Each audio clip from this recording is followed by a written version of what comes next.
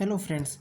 तो UP special के series में हम अपने वीडियो को कंटिन्यू करते हैं। और पिछले वीडियो में हम लोग डिस्कस कर रहे थे मेथड्स ऑफ एग्रीकल्चरल डेवलपमेंट या ऑल अराउंड एग्रीकल्चरल डेवलपमेंट के हमारे पास क्या क्या मेथड्स थे, जिसमें से हमने कुछ चीज़ें डिस्कस कर ली थी, जैसे पीएम किसान मानधन योजना, पीएम किसान पीएम किसान योजना, फसल ऋण ऋण मोचन योजना, इंटीग्रेटेड फार्मिंग, और फिर इसके बाद स्पेशलाइज्ड फार्मिंग के बारे में अभी हम बताएंगे।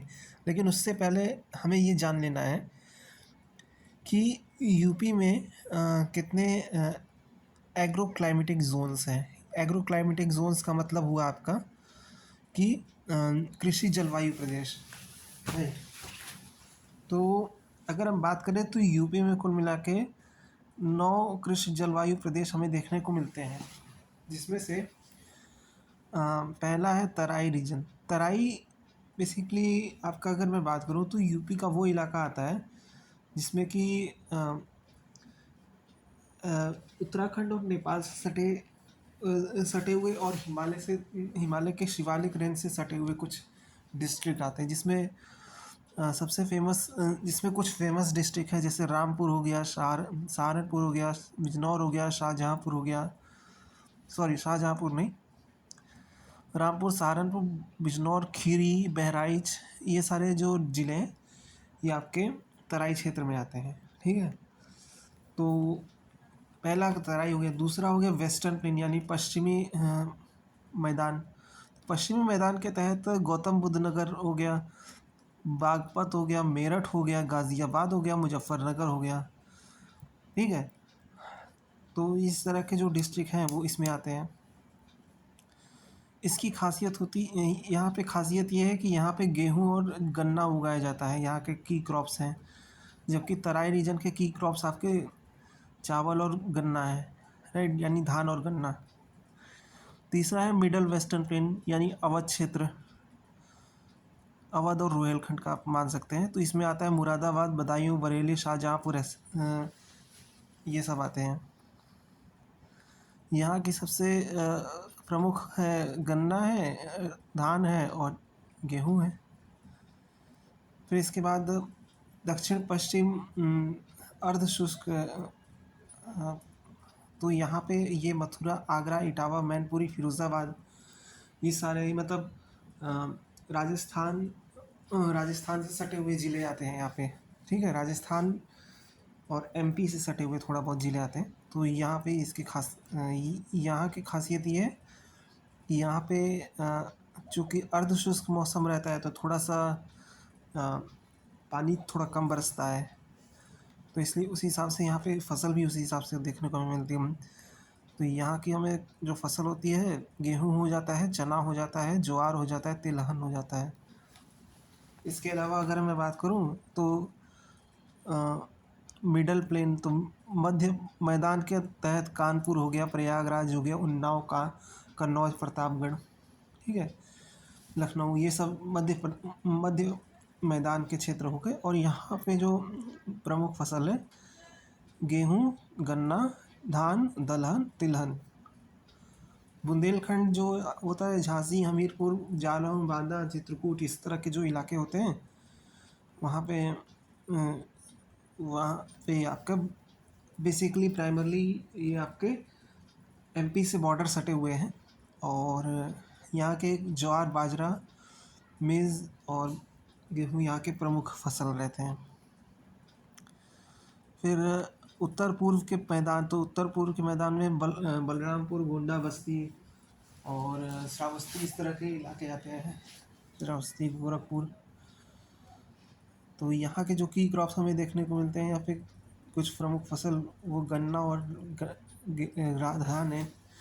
फिर उसके बाद पूर्वी मैदान में हमें देखने को मिलता है, तो पूर्वी मैदान की अगर हम बात करें, मऊ हो गया, गाज़ीपुर हो गया, बलिया हो गया, आजमगढ़ हो गया, बाराबंकी, सुल्तानपुर, ये सब हो गए। तो यहाँ की खासियत है कि यहाँ पे आपके धान और गेहूँ देखने को मिलते हैं। और विंध्य क्षेत्र में मतलब हो गया आपका बघेलखंड आपको समझ लीजिए। तो यहाँ पे मिर्ज़ापुर, सोनभद्र, प्रयागराज, भदोही, ये सब आ गए, संत रविदास नगर। ठीक है। यहाँ पे जो प्रमुख फसल है, धान ही यहाँ की प्रमुख फसल है। ठीक है। तो अगर मैं बात करूँ तो ये कुल 9 कृषि जलवायु प्रदेश हैं जहाँ पे ज़मीनों के हिसाब से फसल बदलती जाती है। राइट। अब इसके बाद आता है कि covering production and productivity of major crops in UP 2019-20 के हिसाब से अगर मैं बात करूँ तो कुछ प्रमुख फसलों के जो आपके उसके प्रोडक्टिविटी है वो क्या, कितना परसेंट और क्या क्या चीज़ें हैं, क्या स्थिति बनाती है। तो जैसे चावल की अगर मैं बात करूँ तो चावल आपका जो है, यानी धान जिसे कहते हैं, वो 58.99 यानी लगभग 59 लाख हेक्टेयर का ज़मीन कवर करती है। और यहाँ पे ये 170 के आसपास, ये 170 लाख मेट्रिक टन यहाँ पे धान उगता है। ठीक है। और अगर क्विंटल के हिसाब से बात करें तो क्विंटल पर हेक्टेयर में ये 29 क्विंटल के आसपास हमें देखने को मिलता है। फिर अगर उसके बाद अगर हम बात करें गेहूं की, तो गेहूं की स्थिति ये है कि ये लगभग आपका 98 के आसपास 98 लाख हेक्टेयर का एरिया कवर करता है। और इसमें आपका 362.10 लाख मेट्रिक टन यहाँ पे गेहूं का उत्पादन होता है। और क्विंटल के हिसाब से 36 के आता है। दलहन फसलों की अगर बात करें तो दलहन फसलों में 177.67 लाख हेक्टेयर का एरिया कवर करता है, जिसमें से 577 लाख मेट्रिक टन का ये उत्पादन होता है। और क्विंटल के हिसाब से अगर मैं बात करूं तो पर हेक्टेयर में 32.32 क्विंटल पर हेक्टेयर में होता है। फिर उसके बाद पल्सेस में बात करें तो पल्सेस में आपका स्थिति ये है कि ये 23.70 लाख हेक्टेयर में आपका 24.47 लाख मेट्रिक टन होता है, जिसमें से पर क्विंटल पर हेक्टेयर में 10 के ऊपर, 10 के थोड़ा ही ऊपर जाता है। फिर उसके बाद खाद्यान्न में अगर बात करें तो कुल खाद्यान्न में आपका 201 लाख हेक्टेयर में प्रोडक्शन होता है आपका 601 लाख मेट्रिक टन। ठीक है। 600 के आसपास लाख मेट्रिक टन में, जिसमें आपका पर क्विंटल पर हेक्टेयर में आपका 29 के आसपास आता है। तिलहन में आपका स्थिति थोड़ा सा अलग हो जाता है। यहाँ पे 12 लाख हेक्टेयर में आपका 13 के आसपास 13 लाख मेट्रिक टन उत्पादन होता है, जिसमें से पर 8.9 क्विंटल पर हेक्टेयर में आपका ये सब आपका होता है फसल। फिर उसके बाद अगर हम बात करें स्पेशलाइज्ड फार्मिंग की, तो स्पेशलाइज्ड फार्मिंग की स्थिति ये है कि in this farming technique only one type of crop is produce. मतलब ये है कि यहाँ पे जो फसल उगाई जाती है, किसी एक किस्म की फसल पे स्पेशलाइजेशन हासिल कर दिया जाता है। राइट।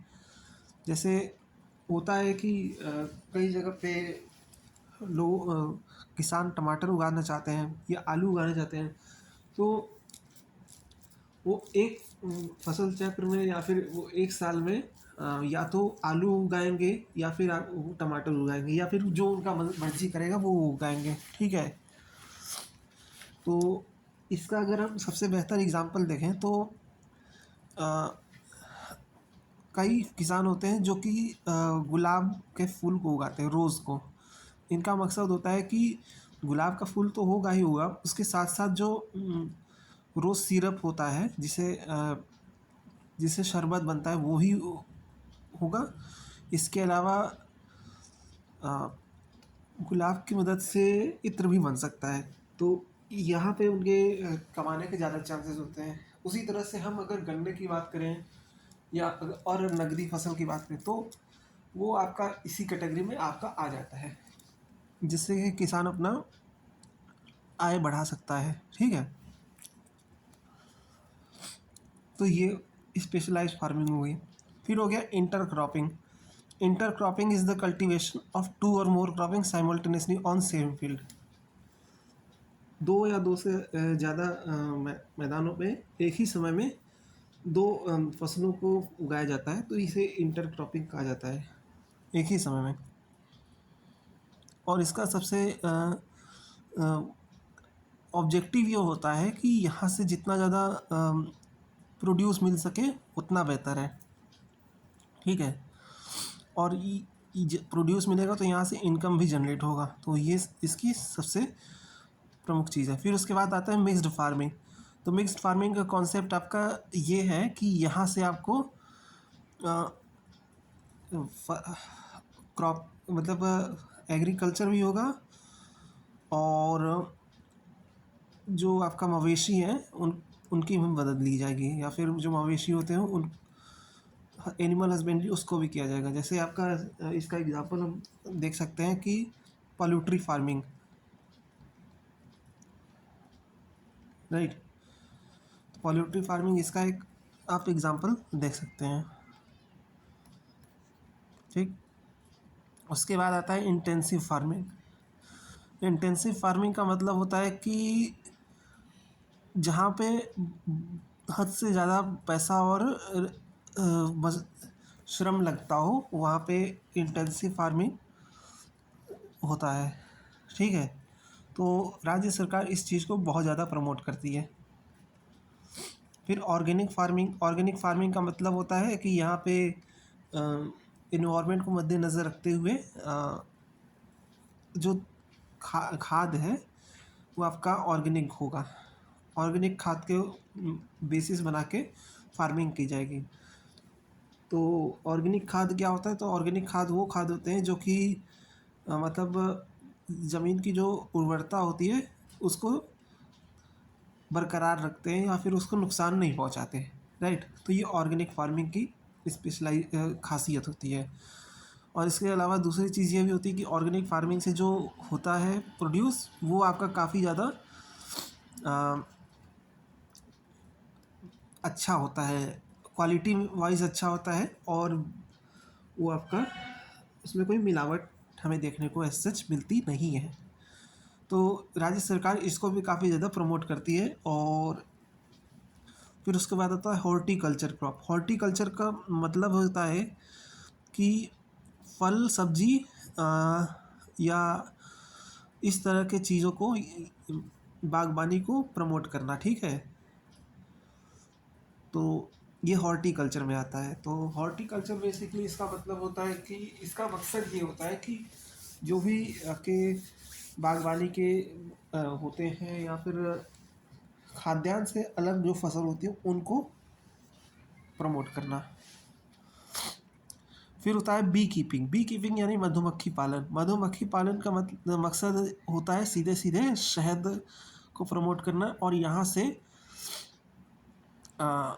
जनरेट करना इनकम। फार्मर्स यहाँ से हर साल जो है 2 लाख रुपए जनरेट करते हैं। ठीक है, तो ये भी एक बहुत ही यूनिक चीज़ है यूपी के उसमें। अब हम बात करें, वैसे तो आपको पता ही होगा, लेकिन फिर भी अगर हम बात करें तो फसल जो होती है वो तीन हिस्सों में डिवाइडेड होती है। ठीक है, पहला है कैश क्रॉप, दूसरा है कॉमर्शियल क्रॉप, तीसरा है सीरियल क्रॉप। कैश क्रॉप मतलब नकदी फसल। इसका जो मतलब होता है, इसका मकसद जो होता है, इसे मार्केट पे अगर हम बेचने जाए तो तुरंत बिक जाएगा और उसका हमें पैसा मिलेगा। ठीक है, तो इसमें आता है गन्ना हो गया, जूट हो गया, तंबाकू हो गया, या फिर कॉटन हो गया। इस तरह के जितने भी फसल होते हैं, तो आपके टी भी हो गया, टी भी आप इसमें जोड़ सकते हैं, तो वो भी आपका कैश क्रॉप में ही आता है। यानी कि कैश क्रॉप यानी कि जहाँ जिसको हम बेचें, सोल्ड करें तो उससे कैश मिले। फिर आता है commercial crop. The main aim of commercial crop is to get the value of produce by trading in the market. तो यहाँ पे व्यापार करने से हमें उसका वो मिलता है। जैसे तिलहन हो गया, हैं, अलसी हो गया, मूंगफली हो गया, सनफ्लावर हो गया, कैस्टर हो गया, तो ये सब आपका उसमें आता है, जिसको बेचने से आपको उसका जिसको बाज़ार में आप ट्रेड करेंगे तो उसका पैसा मिलेगा। फिर आता है cereal crop. Cereal crops are those crops which are used as a food in day to day, मतलब खाद्यान्न फसल। तो खाद्यान्न फसल में ये होता है, ये फूड सिक्योरिटी के लिए बहुत ज़्यादा इम्पोर्टेंट होते हैं, और ये पूरे वर्ल्ड में काफ़ी ज़्यादा इनकी डिमांड होती है। और इसमें सबसे ज़्यादा एग्ज़ाम्पल है गेहूँ और धान का, और इसके अलावा चना, ज्वार, बाजरा, ये सभी आपके अच्छे एग्ज़ाम्पल कंसीडर किए जाते हैं। ठीक है, फिर अगर आप बात करें Uttar Pradesh and agricultural state, ठीक है, तो बेसिकली यूपी जो है वो डाइवर्स क्लाइमेटिक जोन में डिवाइडेड है। ठीक है, और इसी वजह से हमें यहाँ पे डाइवर्स क्लाइमेटिक जोन की वजह से हमें यहाँ पे बहुत सारे फसल देखने को मिलते हैं। अब according to M S Randhawa there are 3 agricultural divisions in UP. Randhawa साहब के हिसाब से यूपी में 3 एग्रो डिवीज़न है यूपी में। ठीक है, इसके अगर इनकी माने तो पहला है northern dry wheat producing area, यानी कि उत्तर के शुष्क गेहूँ, उत्तर के शुष्क एरिया जो जहाँ पे आपको गेहूँ बनता है या गेहूँ प्रोड्यूस होता है। दूसरा है आपका coarse grain producing area southern part. तो कोर्स ग्रेन सदर्न एरिया जो होता है,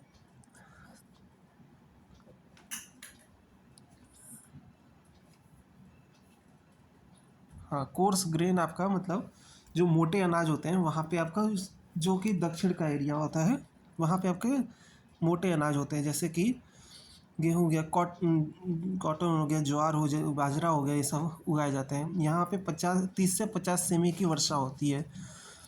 तीसरा है आपका north eastern rice producing area, right. ये है, यहाँ पे आपके चावल हो जाते हैं, यहाँ पे आपके वर्षा ज़्यादा होती है, 150 सेंटीमीटर के आसपास होती है, राइट। तो यहाँ पे चावल ज़्यादा होता है और उसके साथ साथ गन्ना भी हो जाता है। तो नॉर्दर्न ड्राई एरिया में जहाँ पे बरसात होती है आपकी 75 सेंटीमीटर से नीचे होती है। दूसरे जगह पे बरसात होती है 150 सेंटीमीटर के आसपास होती है, और तीसरे में 30 या 50 सेंटीमीटर के आसपास होती है। तो इन्होंने बरसात के हिसाब से बताया है कि जो यूपी का जो एग्रो डिवीज़न है वो 3 हिसाब से आपका चलता है। ठीक है, फिर इसके बाद सेन गुप्ता और जी स्तायु के हिसाब से अगर बात करें तो यूपी जो है 6 एग्रो डिवीज़न में, यानी कि कृषि का विभाजन किया गया है। इसके हिसाब से अगर हम जाएं तो वेट ट्रॉपिकल्स यानी साउथ ईस्ट प्लेट्यू, यानी और दूसरा है सब ट्रॉपिकल वेस्ट गंगा प्लेन, तीसरा है मिडल गंगा प्लेन, चौथा ईस्ट गंगा प्लेन, पांचवा है dry tropical trans Yamuna plain, और छठा है ड्राई साउथ वेस्टर्न प्लेट्यू। तो ये कुछ कृषि एग्रो डिवीज़न्स हमने पढ़ लिए। अब नेक्स्ट वीडियो में हम डिस्कस करेंगे एग्रीकल्चरल होल्डिंग की, और उससे पहले एमएसपी का कॉन्सेप्ट। ठीक है, तो चलिए आपसे मिलते हैं नेक्स्ट वीडियो में। अपना ध्यान रखिए, और चैनल को वीडियो को लाइक करिए, सब्सक्राइब करिए, शेयर करिए, और अपने कमेंट भी इसमें साझा करिए। ठीक है, थैंक यू एवरीवन।